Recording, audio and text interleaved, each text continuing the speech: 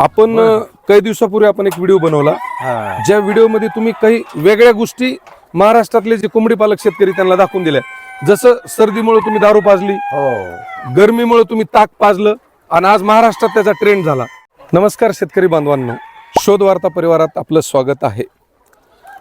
आजच्या काळात कोंबडी पालनाकडे शेतकऱ्यांचा ज्या पद्धतीत कल चालू आहे ती खरंच कौतुकाची गोष्ट आहे. परंतु त्याबरोबर एक खेदाची सुद्धा गोष्ट आहे की काही प्रमाणात कोंबडी पालक शेतकरी अपयशी ठरताना दिसत आहेत. मग कोंबडी पालक शेतकरी अपयशी का ठरतो त्याचे मुख्य दोन कारणं आहेत ज्यामुळे कोंबडी पालन यशस्वी किंवा अपयशी ठरते. आज त्याच मुद्द्यावर आपण व्हिडिओ बनवणार आहोत जेणेकरून एकही कोंबडी पालक शेतकरी अपयशी होऊ नाही. चला मग ही जी कोंबडी पालक शेतकरी आहेत दाखणे साहेब, या पशुपालकांच्या किंवा कोंबड्यांच्या खाद्याविषयी काय सांगतात आज आपण पाहूया. दाखणे साहेब, शोध वार्ता परिवारात तुमचं स्वागत आहे. आपले महाराष्ट्रातील जे कोंबडी पालक शेतकरी त्यांना परिचय सांगा तुमचा. नमस्कार शेतकरी बांधवांनो, माझं नाव शंकर ढाकणे, राहणार संभाजीनगर. संभाजीनगरच्या बाजूला एक धरमपूर एक गाव, छोटंसं गाव आहे. त्या ठिकाणी मी कुक्कुटपालन चालू केले.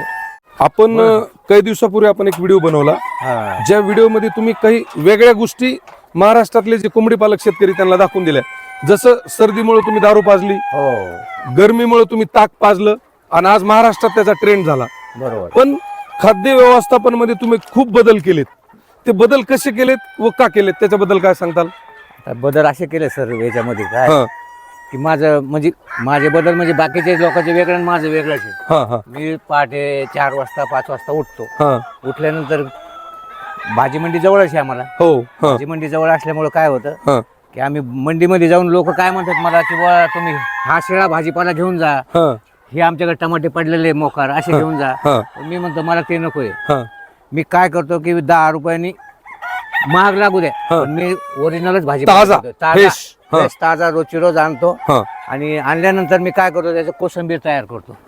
कोशिंबीर तयार करतो कारण की आपण जे खातो कोशिंबीर बनवून तसं मी 4-5 7-8 नमुन्याचं मी आयटम घेऊन येतो. हे सगळ्याचं बारीक मी मशीन घेतलेलं आहे ना, त्या मशीन मध्ये टाकून मी कोशिंबीर बनवतो. त्याची मशीन मध्ये कोशिंबीर मशीन मध्येच कोशिंबीर होते. आता एवढा भाजीपाला ह्याच्यात बारीक तुकडे होते का? एकदम तुकडे होते, एकदम मस्त, एकदम भारी.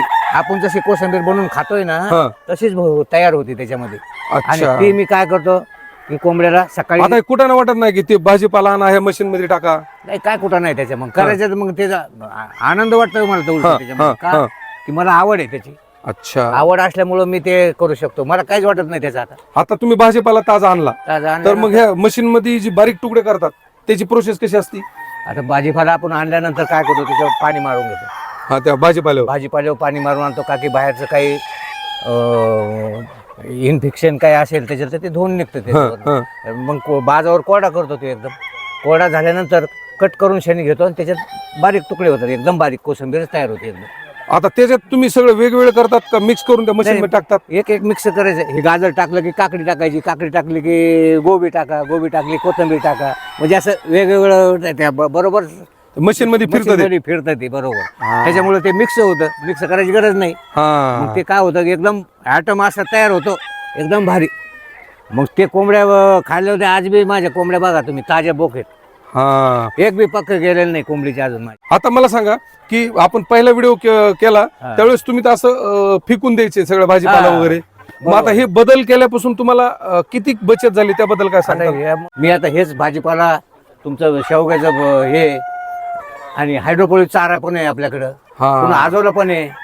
हे पण टाकतो मी मिक्स करून त्याच्यामध्ये. सगळं मिक्स करतो. कॅल्शियम विटॅमिन सगळं भेटतं त्यांना आपल्या कोंबड्याला. म्हणजे आजारी पडलेच नाही अजून. आता तुम्ही ही मशीन मिक्सर मध्ये तुम्ही जे आता हे जे बारीक बारीक तुकडे केले भाजीपाल्याचे, पूर्वी तुम्ही आणायचा डायरेक्ट फेकून टाकायचं. मशीन नव्हती त्यावेळेस. आता मशीन मध्ये टाकून टाकतात. एकदम फायदा झाला माझा त्याच्या मशीनमुळे. माझा इतका फायदा झाला की जे माझे 100 म्हणजे 50% वाया जात होतं की आता 100% एकदम खायला भेटतो कोंबड्याला. त्या का की माझं पहिलं 50% वाया जायचं. मी टाकायचो ना टमाटे तसे टाकायचे, गाजर कट करून टाकायचो, भोपळा कट करून टाकायचो, हाताने कट करायचं. एखाद्यावर हाताला बी लागायचं, भीती वाटायची ना चाकू. त्याच्यामुळे म्हणलं हे नकोच, आपण मशीनच मागू आता. मग मशीन मागवली. मशीन मागवल्यामुळे माझा इतका फायदा झाला की बघता सोय नाही त्याची. आता मला सांगा की आपल्या समोर काकू करतात, तुमच्या सुनबाई त्या मिक्सर चालवतात, सगळं ग्रुपनं फॅमिलीनं ग्रुपने करतात ना आम्ही, त्याच्यामुळे आम्हाला ताण काहीच वाटत नाही त्याचा. असं वाटलं नाही किंवा महिलाच्या हातात कसं त्या मशीन द्यावं म्हणून असं? ते मशीन एकदम त्याला चालायची ते प्रॅक्टिस झालेली आहे आता मला काही बघायचं काम नाही. मी आणून देतोय, धुवून काढलं, आणून देतोय, एवढं कट करून ठेवा. मग तुमच्या ह्या कोंबड्या एवढ्या कोंबड्या तुमच्या ह्याच्यात एकाही कोंबड्याचं पग गेलेलं नाही, त्याचं काय कारण आहे? काय केलं तुम्ही नेमकं? कारण मी बऱ्याच जागेवर फिरलो का, तर जवळपास 20% पेक्षा किंवा 50% पर्यंत त्या कोंबड्याचे पग गेलेले असतात. आता माझ्याकडं बरेचसे शेतकरी येतात. हा, शेतकरी आल्यावर ते काय म्हणते, सर तुमचे कोंबड्याचे पख पण का गेलेले नाहीत? हा, तर मी म्हणतो त्याला एक आयडिया आहे म्हणलं. हा, असं जे भाजीपाला आणून असा टाकायचा ना, हा, तर त्याच्यामुळे कोंबड्याला काय होतं, चूस मारतात, निघून जातात. हा, आणि ज्यावेळेस मी मशीन मधून बारीक करतोय ना, हा. त्याच्यामुळे व्यस्त राहतात त्या कोंबड्या, का की त्यांना थोडं त्यांना चुचीनी खावं लागतं ना, त्याच्यामुळे त्यांचा टाइमपास होतो त्याच्यामध्ये. हा, त्यामुळे ते काय होतात, एकमेकीला तोडत नाहीत आणि शेपटी पण कट होत नाही त्याची. पूर्ण पख राहतात आणि फ्रेश राहतात ते एकदम. व्यापारी बी आला, समजा पख गेलेले कोंबड्या असले, व्यापारी त्याचा भाव लगेच कोंबडी वेगळी दिसती, लगेच ते मुंडी दिसल्यावर दिसते ती एकदम बरोबर दिसत नाही. त्याच्यामुळे काय होतं, मार्केट डिम होतं ना त्याला. माझ्या एक बी कोंबड्याचं पग गेलेलं नाही का काही नाही, कोंबडे बी विकायला आज भारी आहे एकदम. शेतकरी बांधवांनो, डाकणे साहेबांचा एक एक मुद्दा नोटीस करण्यासारखा आहे. पहिल्या व्हिडिओमध्ये बी त्यांनी सांगितलं की माझ्या एकाही कोंबडीला सर्दी नाही, का मी 15 दिवसाला प्रमाणामध्ये कोंबड्यांना दारू पाजतो, गरमीसाठी कोंबड्यांना मी ताक पाजतो. आणि त्यांच्या अनुभवांती खाद्य व्यवस्थापनामध्ये आपण बऱ्याच जागेवर बघितलं की कोंबड्याचे पक्क गेलेले असतात, कोंबड्या मागून अशा त्यांच्या पाठीमागून शेपटेला एकही पक्क नसतं. ह्यांनी ह्या मिक्सरमध्ये जे बारीक बारीक तुकडे केलेत, त्या तुकड्याला कोंबड्या व्यस्त राहतात, एक एक दाना त्यांना उचलायचा आहे आणि त्याच्यात त्या व्यस्त होतात. त्याच्यामुळं त्या दुसऱ्या कोंबड्याचे पक्क काढत नाहीत. सोपं पण साधं लॉजिक आहे, जेणेकरून तुमच्या पूर्ण त्या कोंबडी व्यवस्थापनावर त्याचे परिणाम होणार आहेत.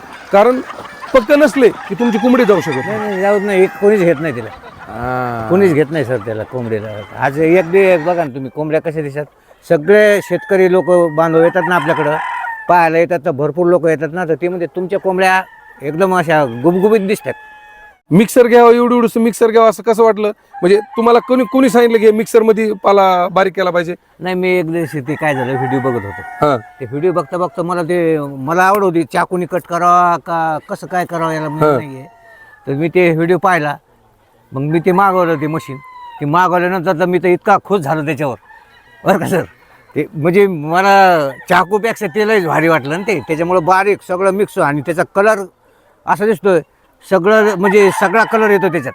टमाट्याचा कलर येतो, खिऱ्याचा कलर, कोथिंबीर, पालक, गाजर, ते मुळे, पुन्हा तुमचं गोबी, हे वेगळा कलर, अशी डिझाईन खास दिसती. कोंबड्याला वाटतं काय हे. ह्या ताई आहेत, ह्या काकू आहेत, दोघी मिळून ह्या मिक्सरवर बारीक करतात. अगदी सोपी साध्या घरातल्या आपल्या लाईटवर ही मशीन चालते. छोटंसं मिक्सर आहे.